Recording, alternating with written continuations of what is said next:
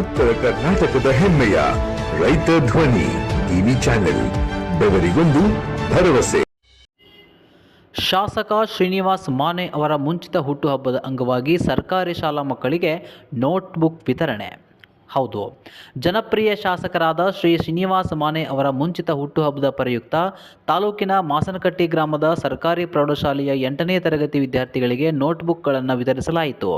ಈ ಸಂದರ್ಭದಲ್ಲಿ ಮಾತನಾಡಿದ ಕೃಷಿ ಮತ್ತು ಗ್ರಾಮೀಣಾಭಿವೃದ್ಧಿ ಬ್ಯಾಂಕ್ ಅಕ್ಕಿ ಆಲೂರು ಇದರ ನಾಮ ನಿರ್ದೇಶಕರಾದ ರಾಜಶೇಖರ ಹಲಸೂರ್ ಪಾಲಕರಿಗೆ ಮಹತ್ವದ ಮನವಿಯನ್ನು ಮಾಡಿದರು. ನಮ್ಮ ಮಕ್ಕಳನ್ನು ಸಾಧ್ಯವಾದಷ್ಟು ಸರ್ಕಾರಿ ಶಾಲೆಗಳಿಗೆ ಸೇರಿಸಬೇಕು.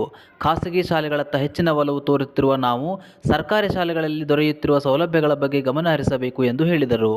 ಸರ್ಕಾರಿ ಶಾಲೆಗಳಲ್ಲಿ ಮಕ್ಕಳಿಗೆ ಉತ್ತಮ ಗುಣಮಟ್ಟದ ಶಿಕ್ಷಣ ಜೊತೆಗೆ ಮಧ್ಯಾಹ್ನದ ಬಿಸಿ ಊಟ, ಮೊಟ್ಟೆ, ಹಾಲು, ಪಠ್ಯಪುಸ್ತಕ, ಸಮವಸ್ತ್ರ ಹಾಗೂ ಶೂ ಸೇರಿದಂತೆ ಹಲವು ಸೌಲಭ್ಯಗಳನ್ನು ಸರ್ಕಾರ ಒದಗಿಸುತ್ತಿದೆ. ಇಷ್ಟೆಲ್ಲ ಸೌಲಭ್ಯಗಳಿದ್ದರೂ ಸರ್ಕಾರಿ ಶಾಲೆಗಳಿಗೆ ಮಕ್ಕಳನ್ನು ಕಳುಹಿಸಲು ಹಿಂದೇಟು ಹಾಕುತ್ತಿರುವುದು ವಿಷಾದನೀಯ ಎಂದು ರಾಜಶೇಖರ್ ಹಲಸೂರ್ ಹೇಳಿದರು.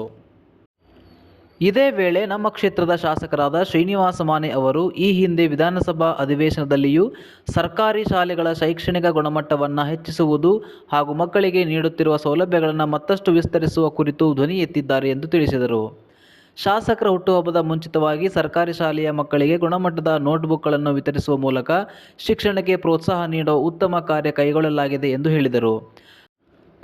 ಕಾರ್ಯಕ್ರಮದಲ್ಲಿ ಗ್ರಾಮದ ಹಿರಿಯರಾದ ಶಂಕರಪ್ಪ ಸಂಕಣ್ಣವರ್, ಚಂದ್ರಶೇಖರ್ ಹಳ್ಳಿಕೊಪ್ಪದಮಠ್, ಮೌನೇಶ್ ಕಮ್ಮಾರ್, ಹನುಮಂತಪ್ಪ ಅಂಬಲಿ, ಸುರೇಶ್ ಗುರಣ್ಣವರ್, ಶಶಾಂಕ್ ಹಲಸೂರ್ ಸೇರಿದಂತೆ ಶಾಲೆಯ ಮುಖ್ಯೋಪಾಧ್ಯಾಯರು, ಸಹ ಶಿಕ್ಷಕರು ಹಾಗೂ ವಿದ್ಯಾರ್ಥಿಗಳು ಉಪಸ್ಥಿತರಿದ್ದರು.